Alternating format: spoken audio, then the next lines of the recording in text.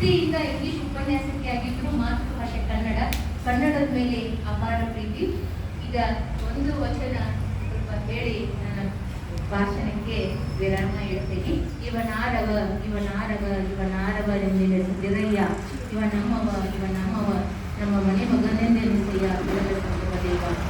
ಇವೆಲ್ಲರೂ ನನ್ನ ಪ್ರೀತಿಯಿಂದ ಈಗ ನಾನು ಲಕ್ಷ್ಮೇಶ್ವರದ ಒಡನೆ ಆಗ್ತೇವೆ. ನನ್ನ ಪಾರ್ವತಿ ಬಳಗ ಮತ್ತು ಈ ಒಂದು ರಾಜರಾಜೇಶ್ವರಿ ಮಹಿಳಾ ಸಾಹಿತ್ಯ ಮತ್ತು ಸಾಂಸ್ಕೃತಿಕ ವೇದಿಕೆ ನನ್ನ ಬರಮಾಡಿಕೊಂಡು ಇವತ್ತು ಅವಕಾಶ ಇಂಥ ಮಹಿಳೆ ಬಗ್ಗೆ ಮಾತಾಡೋಕ್ಕೆ ನನಗೆ ಸಿಕ್ಕಿದ್ದು ತುಂಬಾ ಸಂತೋಷ ಆಗ್ತದೆ. ಅದರಲ್ಲಿ ನಮ್ಮ ಮಾತೃ ಸ್ವರೂಪಿ ಲಲಿತಾ ಕೆರಿಮನೆಯವರ ಶ್ರಮ ತುಂಬಾ ಐತಿ. ಈ ವಯಸ್ಸಿನಾಗ ಅವರಿಂದ ನಾವು ಕಲಿಬೇಕಾದದ್ದು ತುಂಬಾ ಐತಿ.